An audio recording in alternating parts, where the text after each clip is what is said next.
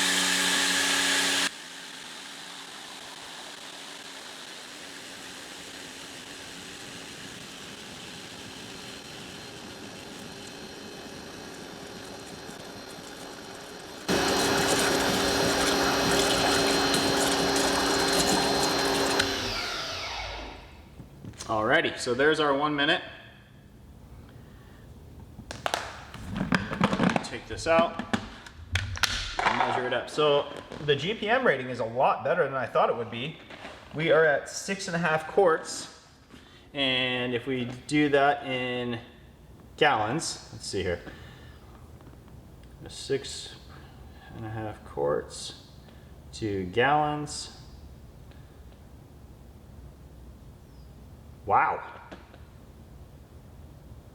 Wow, guys, so we are getting, can you see that? We're getting 1.625 gallons per minute. So I'm shocked. That I'm very, very, very happy with that. I'm shocked. Now, again, that is what the orifice that they gave us, and that orifice is only getting 1200 psi. Now, that is still very, very impressive.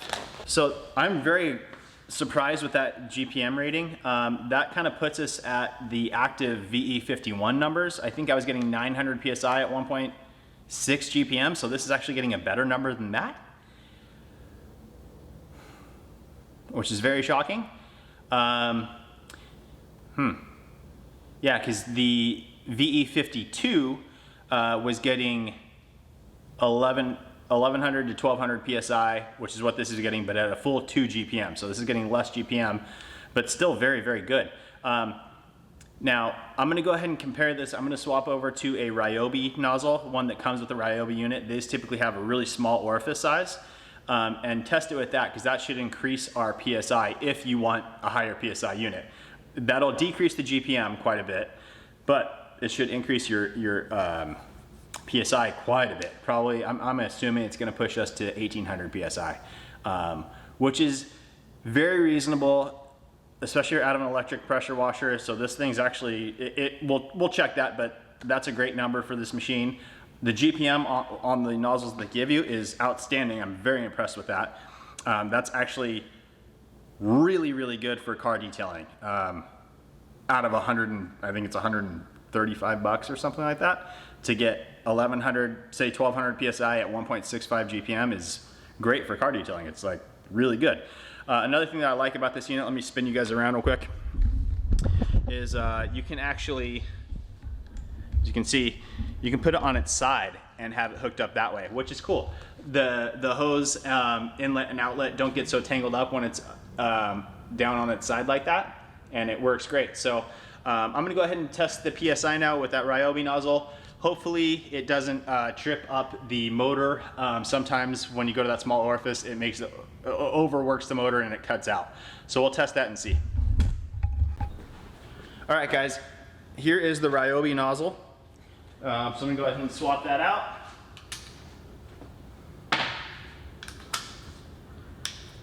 And let's see, hopefully it doesn't trip up the motor. It does. So that's not gonna be an option for you. The actives do the same thing when you switch over to orifice size this small. So it comes with a 3.0 nozzle. Let's go ahead and hook up something to do a little bit of comparison to the actives. The actives ship with a 3.7 millimeter orifice. And I don't know if I have, yeah, here it is, 3.7 millimeter orifice. This is from an active unit. So let's go ahead and plug that guy in, test out the PSI and the GPM on this, just so I can get an idea, because maybe it's the same as the active VE51. I can't remember if it was getting, I think it was getting 1.6 GPM. Anyways, I'll link that video up here as well, but this one so far, let's go ahead and check the PSI. All right, so we are getting 900 PSI now.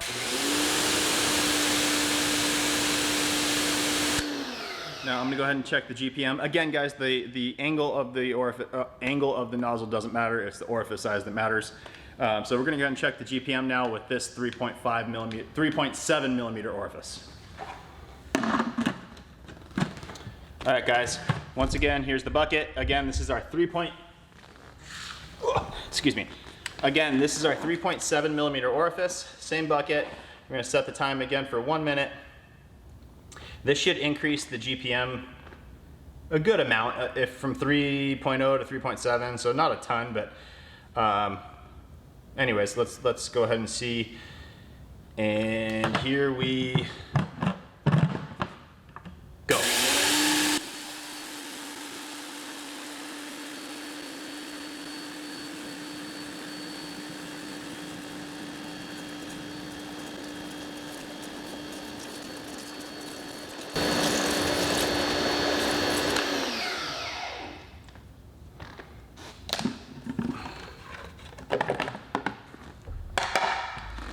Alrighty, so that increased us from 6.5 quarts to 7 quarts. So real quick on that, we'll do 7 quarts now. 1.75 GPM, guys. So very, very, very similar numbers to the active VE51. All right, guys, one last test with this thing. I'm gonna go ahead and hook it up to a foam cannon. This foam cannon is the MJJC. I did a full review on it. It's linked up here, so you guys can check that thing out. But it does have the 1.1 millimeter orifice in it. Because this is a lower PSI unit, you definitely wanna switch out to that 1.1 millimeter orifice. But let's go ahead and check it out and see what kind of foam it gets us. All right, I'm all connected, and here we go.